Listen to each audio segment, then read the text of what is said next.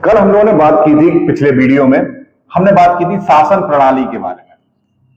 शासन प्रणाली को हम लोगों ने समझा और शासन प्रणाली में दो प्रणालियों को हमने समझा, एक राजतंत्र को और इसके बाद हमने समझा लोकतंत्र को।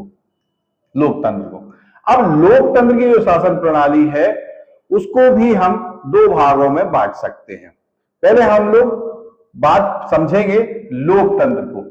पहले हम लोकतंत्र को फिर से एक बार समझेंगे। मैंने बताया था कि लोकतंत्र जो है वो जनता द्वारा जनता के लिए जनता का शासन, ये लोकतंत्र की एक सामान्य परिभाषा है। और अगर इसकी हम बात करें तो ऐसी एक शासन प्रणाली जिसमें जनता हिस्सेदारी निभाती है और जो प्रतिनिधि हैं, चुने हुए प्रतिनिधि, जनता के द्वारा जो चुने जाते हैं प्रतिनिधि, उनके द्वारा उस पर शासन किया जाता है, उसे हम लोकतंत्र की अंतर्गत रखते हैं। अब लोकतंत्र में शासन प्रणाली को हम दो रूपों में डाल सकते हैं। एक होता है अध्यक्षीय शासन प्रणाली। क्या होता है? अध्यक्षीय शासन प्रणाली। शासन प्रणाली। और एक होती है संसदीय शासन प्रणाली। एक होती है संसदीय शासन प्रणाली।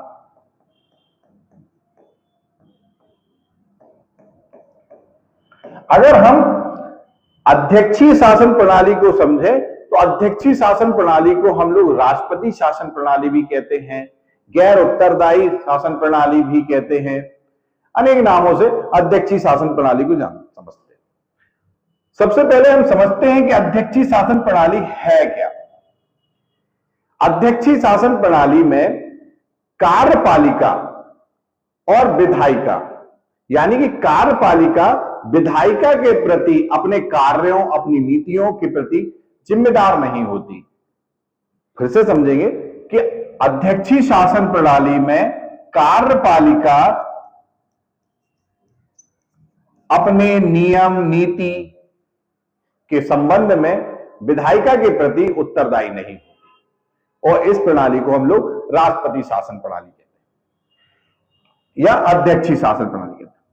अध्यक्षीय शासन प्रणाली को हम इस तरीके से समझें अगर कि दो शब्द होते हैं। एक शब्द होता है राष्ट्राध्यक्ष, राष्ट्राध्यक्ष, और एक शब्द होता है शासनाध्यक्ष,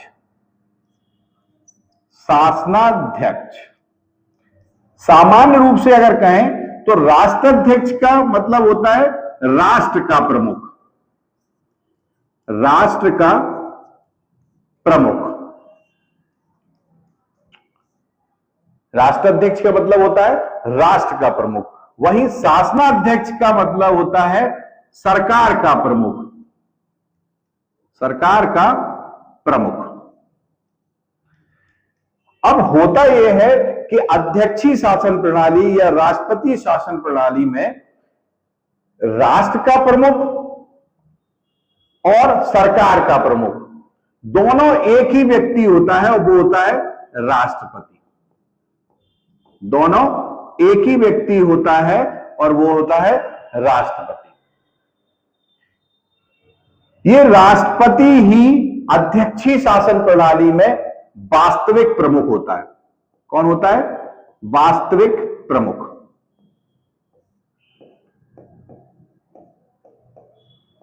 वास्तविक।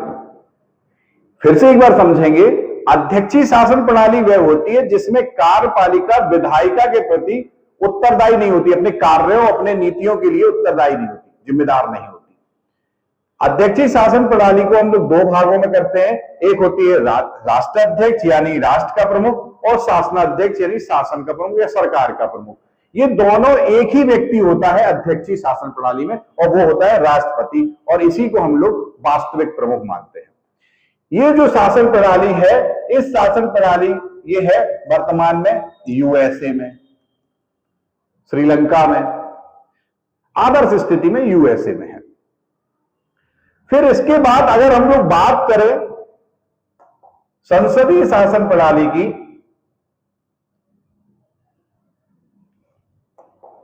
तो संसदीय शासन प्रणाली को हम लोग, संसदीय शासन प्रणाली का पहली बात तो जनक माना जाता है ब्रिटेन को। और संसदीय शासन प्रणाली को हम लोग उत्तरदायी सरकार, कैबिनेट सरकार या सरकार का वेस्टमिंस्टर रूप, सरकार का वेस्टमिंस्टर रूप या मिंस्टर स्वरूप,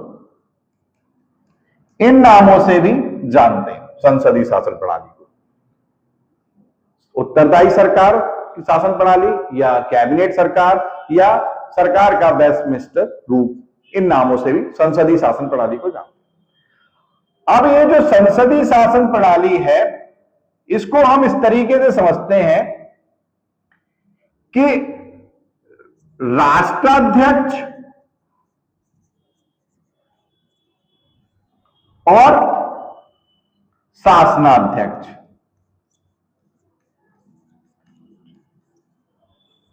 ठीक है, राष्ट्राध्यक्ष और शासनाध्यक्ष, यानी कि राष्ट्र का प्रमुख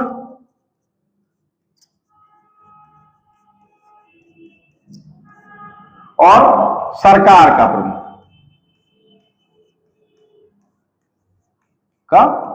प्रमुख। संसदीय शासन प्रणाली में हम दो भागों में इसको बांट के समझ रहे हैं।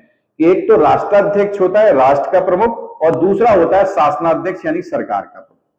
संसदीय शासन प्रणाली की एक खास विशेषता यह होती है कि संसदीय शासन प्रणाली में कार्यपालिका जो है वो विधायिका के प्रति अपनी नीतियों, अपने कार्यों के लिए जिम्मेदार होती है, उत्तरदायी होती है, जबकि राष्ट्रपति शासन प्रणाली में कार्यपालिका विधायिका के प्रति, अपने कार्यों के प्रति, अपने नियमों के प्रति उत्तरदायी नहीं होती।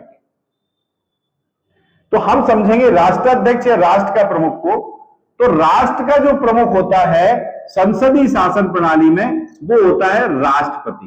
कौन होता है? राष्ट्रपति। जबकि संसदीय शासन प्रणाली में सरकार का जो प्रमुख होता है वो होता है प्रधानमंत्री। कौन है? प्रधानमंत्री। राष्ट्रपति को संसदीय शासन प्रणाली में राष्ट्र का नाम मात्र का प्रमुख कहते हैं। राष्ट्र का नाम मात्र का प्रमुख।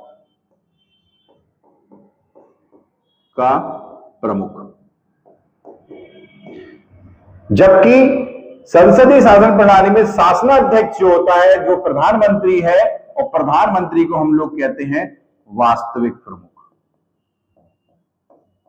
वास्तविक प्रमुख।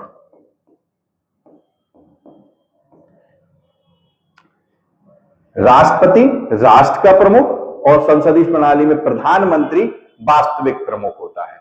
अगर आपसे कोई पूछता है कि संसदीय शासन प्रणाली में राष्ट्र का प्रमुख कौन है, तो राष्ट्रपति है, और वास्तविक प्रमुख कौन है, तो प्रधानमंत्री है।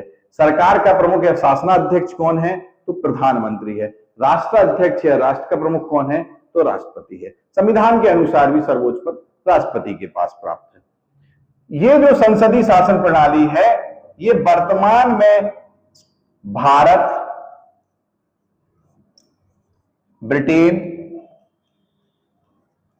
आदि देशों में संसदीय शासन प्रणाली को अपनाया गया, यानी कि लोकतंत्र की संसदीय शासन प्रणाली को अपनाया गया। आप फिर से एक बार थोड़ा सा रिव्यू में समझाता हूं फिर से इस टॉपिक को, कि लोकतंत्र की दो प्रणालियां होती हैं, एक अध्यक्षीय शासन प्रणाली और एक होती है संसदीय शासन प्रणाली। अध्यक्षीय शासन प्रणाली को हम लोग राष्ट्रपति शासन प्रणाली भी कहते हैं, और वर्तमान में यह आदर्श स्थिति में अमेरिका में है।